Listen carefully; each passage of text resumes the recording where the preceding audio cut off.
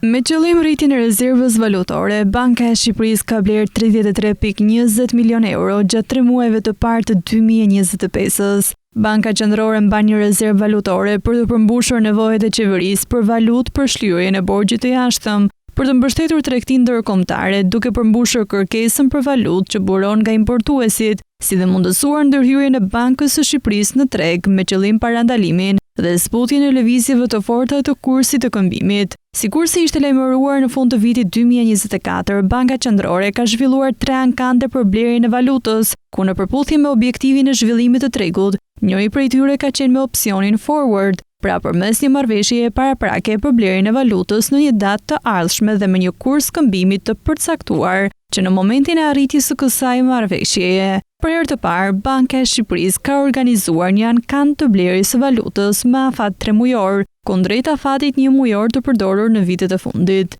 Në 3 ankandet e zhvilluara gjatë periudhës janë blerë 33.20 milion euro me një mesatare 11.07 milion, kundrejt mesatares prej 14.20 milion euro gjatë vitit 2024. Shuma e blerë ka qenë pak më e lartë me shumën e blerë në 3 ankande në të njëjtën kohë një vit më parë, prej 32.60 milion euro, duke treguar se pjesëmarrja relativisht më ulët e bankave lidhet me faktor sezonal. Banka e Shqipërisë synon që gjatë këtij viti të blejë nga bankat tregtare 270 deri në 350 milion euro, rreth 20 milion euro më shumë se në 2024-ën. Sipas kalendarit të ndërhyrjeve, numri më i madh i ankandeve është planifikuar në tremujorin e 2 dhe të 3, atëherë ku flukset e euros janë më të larta si rezultati të ardhurave nga turistët. Kjo prania e madhe e euros në treg ka sjellë shumë lohatje në kursin e këmbimit, me euron që është zhvlerësuar dhe një forcim të madh të lekut. Një euro ka vijuar të këmbet me më pak se 100 lekë, ndërsa vetëm në 30 janar do të kishte një barazim të dy monedhave.